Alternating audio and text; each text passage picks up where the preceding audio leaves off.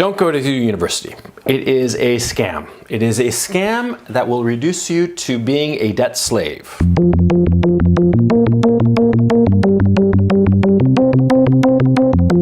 You know, when you were like in school, in like high school or junior high or whatever, you learned about indentured servants that were brought to America in the in the 18th and 17th centuries.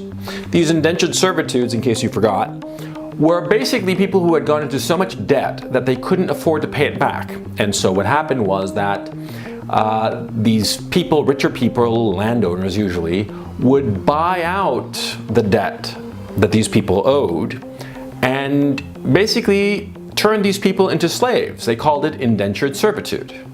Now, in modern America and in modern Great Britain, you are experiencing the same thing that's going on now insofar as education is concerned. You have to be crazy to go to college today. You are setting yourself up to be an indentured servant for the next 20-odd years. Let me throw some statistics at you first to explain why you should not go to university. I'm going to explain the statistics as they are now in terms of why it's not cost effective to go to university today. I'm going to talk a little bit about the history of how we got to this position, and then I'm going to talk to you about options, okay? If you want to be a debt slave and be working for the man, as it were, for the next 20 years, by all means, go to college. Go to college for 4 years, get drunk at the frats, learn a whole ton of shit that is perfectly useless, and at the end of that, I am going to laugh my ass off as I watch you going nuts every month trying to pay back your loan. Because remember, student loans cannot be discharged in bankruptcy. You go bankrupt, you're still going to owe your student debt, okay? Let me get some statistics so that you can understand what we're talking about here. Now,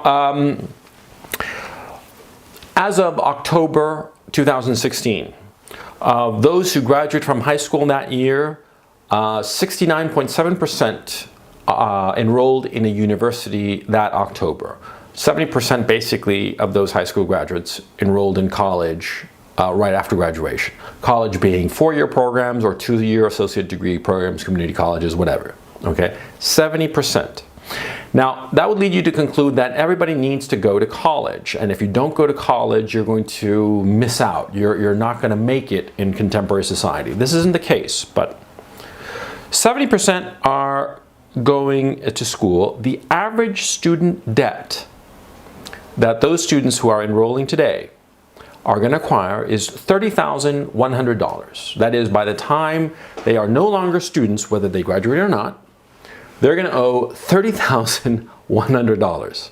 That's the average, okay? Now, the average of the people who are currently in the workforce, or let me phrase that, of the people who are currently no longer enrolled, who owe student debt, they owe on average $37,500. Now, you're going to ask yourself, why is it that they owe more money? Interest. Because when they graduated, they owed $30,100 or less, because the figure has been growing over the years. But those people who are currently out of the university system, who are paying back their loans, who have outstanding student debt, those people owe, on average, $37,500 because they've postponed their loans, and because they've postponed their loans, they've gotten more interest payments, and they owe more money. It's just a debt that keeps on growing. So you think to yourself, oh, I'm going to graduate with $30,000 in debt. Yeah, but soon enough, that debt is going to grow even as you pay it. Even as you pay it, it's going to be growing, okay? So that's the first problem you start seeing right off the bat. Now, I have like a bunch of statistics, so let me read them to you carefully and discuss them. Now, the Pew Research Center, which is, of course, a pro-education research center, says that the difference between high school graduates and college graduates insofar as their income is $28,000 versus $45,500. That is a difference of $17,500, which is, in terms of percentages, 62% more. That is, high school graduates on average earn 28 grand. College graduates on average earn $45,500, so that's a difference of $17,500. After taxes, though, the figure is not so big. After taxes, only high school graduates earn just shy of $24,000. You know, when they pay, and this is based on California state taxes, okay? When they pay FICA, they pay federal taxes and state taxes, they wind up with about $24,000 in net income, those who have only a high school diploma, and those who have a college degree, presumably a 4-year college degree, they earn, what is it here, $35,800. So a difference of $12,000, which is roughly 50% more. Now, you would say to yourself, well, then it's worth it. If I'm going to graduate with $30,000 worth of debt, and the difference in yearly pay, net of all taxes, is $12,000, that means, you know, in 2.5, 3 years, just say 3 years, you know, for the sake of argument, you know, toss in a little bit of interest. In 3 years, I'll have paid off that debt, right? Well, no. Because see, this data is of all college graduates. That is, guys who are 22 years old and people who are 62 years old, everybody in between, okay? Now, what's undeniable is that those people who are currently in their 40s and 50s, who are college graduates, are earning a great deal more than people of their same age who are not college graduates, who only have a high school diploma. But you see, those people who are like my age, middle-aged farts, we graduated 20, 25 years ago, okay? Today, there is no difference. A guy who graduates from college today after a 4-year program is actually earning less money than the guy with just a high school diploma. Why? Because the guy who didn't go to college and got just a high school diploma has 4 years on you in terms of work experience. He's been in the work environment in whatever industry he chooses for 4 years. Whereas you have been, you know, farting around in college for 4 years, you know, getting drunk and hanging out at frat parties. That other guy, he graduated at 18 just like you did, but he started working and he's earning good money now. For you who are graduating now, what's going to happen is that you're not going to be able to pay your loan because you're not going to be earning enough money, so you're going to postpone it. You're going to postpone it, and that'll add more money to your debt, and soon enough, it's not going to be $30,000, it'll be $37,500, which is the national average for people with outstanding loans. Do you know how long it takes people to pay off their debt? On average, it takes them 21 years. That's how long it takes them. I'm guessing you're hearing that siren sounding, you know, very apropos to what I'm telling you. 21 years to pay off your student loan. Okay?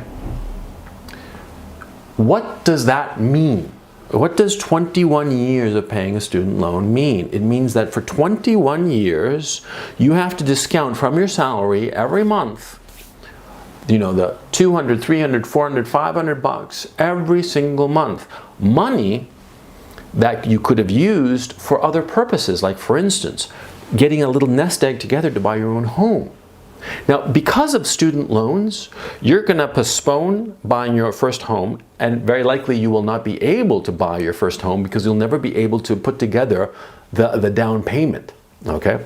So you will postpone for at least a decade buying your first home, if you're able to buy it at all. You'll postpone having children.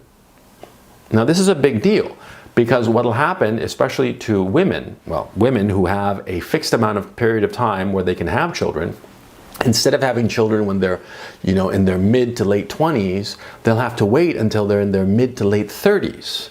Now that, for women, presents all sorts of complications because, see, a woman who has children in her mid to late 30s is more likely to have a child with serious health issues, okay? She's going to have more difficulty conceiving. She's going to be spending money with in vitro fertilization and all sorts of treatment programs in order to have a child, you see? Because she couldn't have them when she was younger because she didn't have the money because she was paying her student loans, okay? And it's not just, you know, the women, it's both. And what happens, of course, is that, see, college-educated people, birds of a feather tend to flock together. College-educated people tend to marry other college-educated people. And since they both have student loans, they're neither of them able to get out of this student loan hole that they are in, okay? And of course, it forces women to work as opposed to taking care of children. So even if they are able to have children like around, say, 30, 32, just for the sake of argument, they're going to have to stick their kids into some sort of daycare center and go back to work to earn the cash to pay off their loans. Because if it, on average, takes them 21 years to pay off their student debt, when they graduate, when they're 22, they're going to be paying their loan till the time they're 43 years old, okay? So they're going to have to make a lot of sacrifices for the sake of paying off their student loans. See? You start to see why this is a debt trap. Now, the guy who went to high school and didn't go to college, he doesn't have that problem, okay? Especially if he is self-employed, starts up some business of his own, he is going to be sitting pretty because he's going to have 4 years ahead of somebody who went to college. He's going to be doing his own business. Let's just say, for the sake of argument, that he has a gardening business, okay? I mean, a gardening business, the most simple business that you can possibly have. He's got a pickup truck and a lawnmower, and he's going and mowing people's lawns. And then maybe over time, maybe after a year or two, he hires a couple of people. Maybe after 3, 4, 5 years, he's got 5 people working for him, mowing all the lawns of, you know, some suburban area, right? So just when you are graduating from college, this guy has been working for 4 years in his little gardening business, making good money. He's got 5 other pickup trucks with 5 other, pairs of gardeners going around some suburb, and he's making decent money, okay? It's not rocket science. It's not the most intellectually fulfilling business you can imagine, but he's earning decent money. He's going to be able, if he isn't already able, to buy his own place. By the time he's 30, he'll be able to afford his own place, be able to afford having kids and building a family. Whereas you're going to be still paying your student loans. You're going to be living with your girlfriend who's in the same boat as you, still paying off student debt, crazy, I mean, just going crazy that you don't lose your job, because if you lose your job, you don't have any savings to fall back on because you haven't been able to save because you've been paying these student loans. And what do you have to show for it? You went for 4 years to this college, okay? And unless you go to an Ivy League school or a top-tier school, a college degree is not going to give you a leg up in just about any business. There are very few businesses where a college degree is actually necessary. I'm going to get to that in a second, because there are occupations where you need to have a college degree. But before we get into that, I want to talk about something, I want rather you to understand why this is the case, why somebody today who does not go to college is going to wind up in a much better financial position than you are who go to college today, okay? Now, why did this happen? Why is there so much debt? Well, because you see, 30, 40 years ago, it became a priority, a political priority, to have as many college-educated people as possible, because it was assumed that, see, people who have a college education tend to do better, or tended to do better. Not the case anymore, but 30, 40 years ago, that was the case.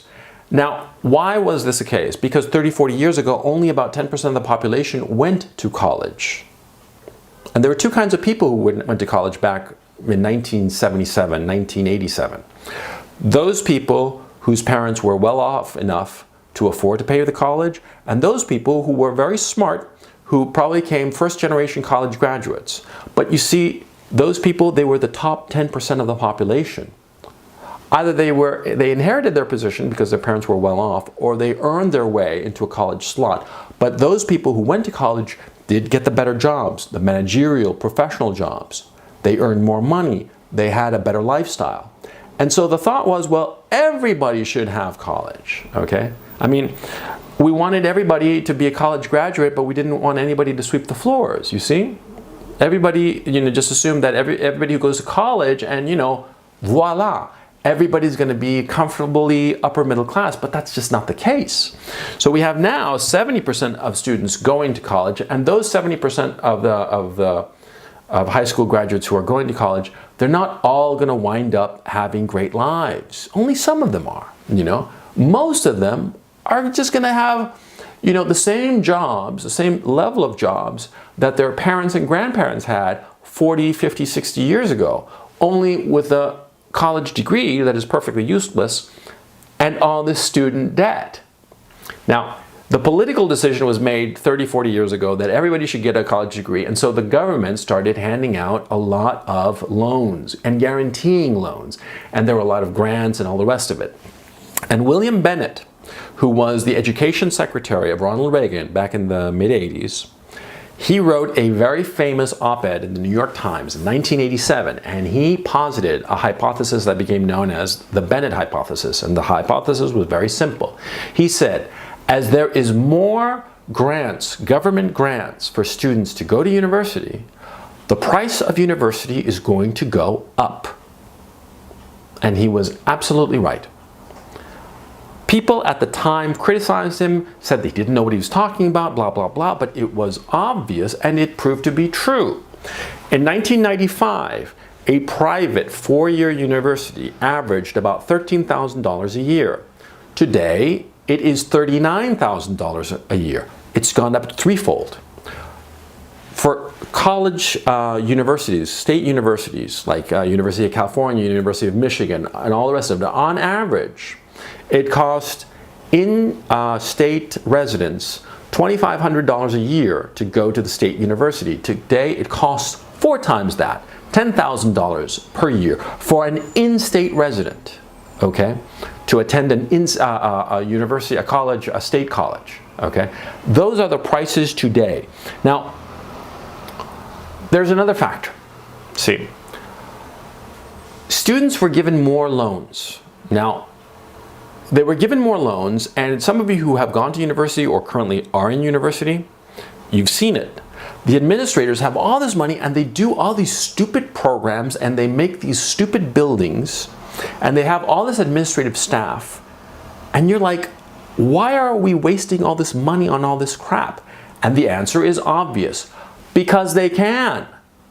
Because they're getting this money from the students. They're funneling these secured loans from the lenders through the students to the universities, and the universities and administrators are taking this money, and instead of getting better faculty, they're making buildings. They're hiring more administrative staff that are not necessary. They're creating all of these administrative layers that are not necessary, and that bulks up the price of the university, and the university can pass along these costs to the students because the students have been led to believe, they've been propagandized to believe that they have to go to university or else they're not going to have a good life. They're going to have a miserable life if they don't go to college.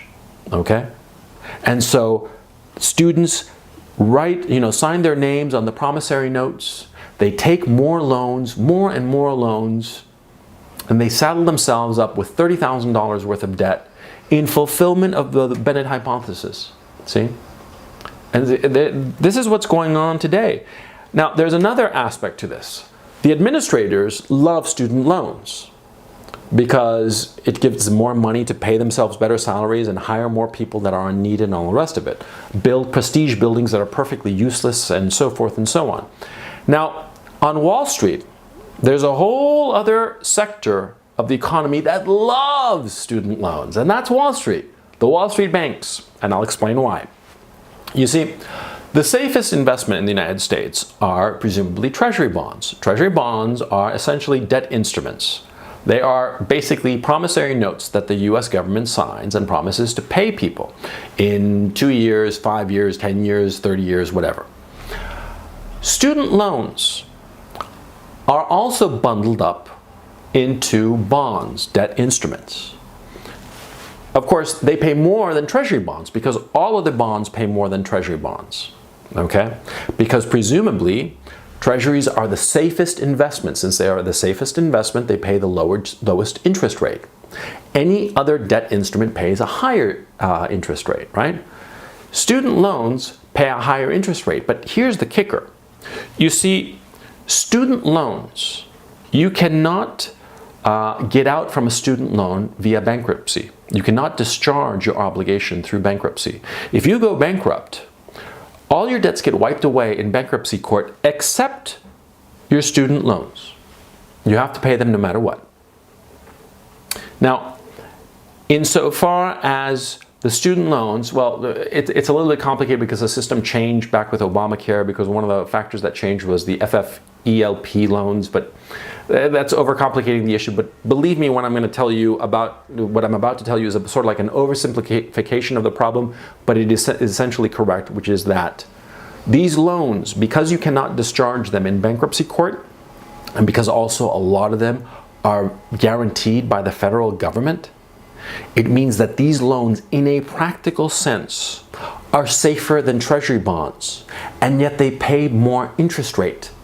They pay a higher interest rate. Right now, there are a lot of FFELP loans that are paying out 5%, 7% some, because they have been mispriced, because the market does not understand, or a lot of people do not seem to understand, the ratings agencies especially don't seem to understand that these loans, since you cannot discharge your obligation via bankruptcy court, they can never go bad. They're guaranteed and, of course, legally enforced via the bankruptcy court that does not allow you, the debtor, to discharge your loan.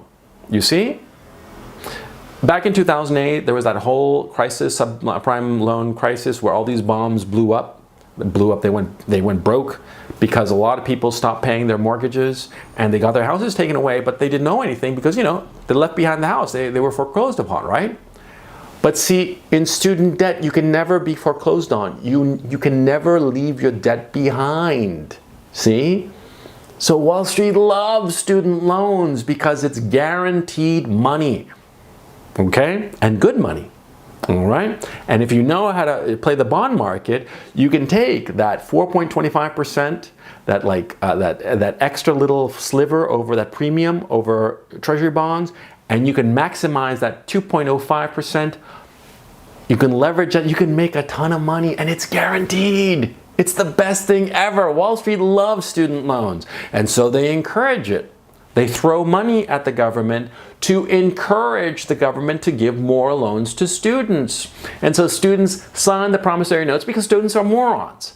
And the parents are terrified. Students don't know what they're doing, so they sign. The parents are terrified that their kid is not going to have a good life. So they encourage the kid, just sign the papers, sign the promissory notes, I'll co-sign with you, you go to college and you'll have a good life. But you're not going to have a good life. You're going to have a shit life. You're never going to be able to get out from under this debt. Okay? And the guy who today you're thinking is a fucking loser because he's not going to college and he's setting up a little lawn mowing business, let's talk in 5 years. That loser is going to be making 50 grand a year net after taxes. He's going to have a nice little nest egg. He'll be able to buy his own place. He'll be able to start a family before he's 30. And you are going to be a barista in a fucking Starbucks waiting for your life to begin and watching as every month $200, $300, $400 of your pathetic, miserable little barista salary gets chopped off and sent to fucking Wall Streeters. How you like them apples, huh? See, that's the reality of the situation. You are getting fucked. But of course, nobody tells you this. Now, there are some people who actually do need a college degree. Mostly people in STEM fields. STEM fields and engineers, okay? Engineers especially. You need the accreditation from college, but also you need the training for those particular fields. I'm talking sciences, technology, engineering, math, okay?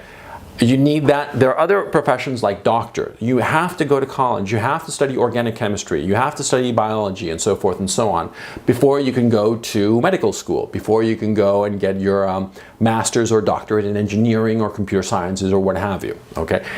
In those cases where college is essentially functioning as a trade school, in those cases, you have to go to college. In tech, engineering, medicine, law, but I mean, who wants to be a lawyer? But that's another story. Now, of course, if you want to be an academic, if you want to be a professor of history, say, yes, of course, you have to go to college. But if you're going to go to college to find yourself and you don't really know what you want to do with your life, college is the worst place to go. You're setting yourself up for all this debt to fart around and grow a bit of maturity while in college. It would be cheaper for you to go to a shrink every day who charges you $100 a day $100 a session rather, and go every single day than go to college. College is a complete waste of your money, a complete waste of your time if you don't know what you're going for, if you don't know what career goals you have in mind. If you're just going to go there and try different things, you're going to be throwing money away, okay? And you're going to be wasting time. And you're not going to learn anything about yourself. You know why? Because you only learn about yourself when you have difficulties, when you confront difficulties and overcome them. You see? See, when you climb Mount Everest, it's fucking hard. And when you get to the top, you have discovered a lot about yourself.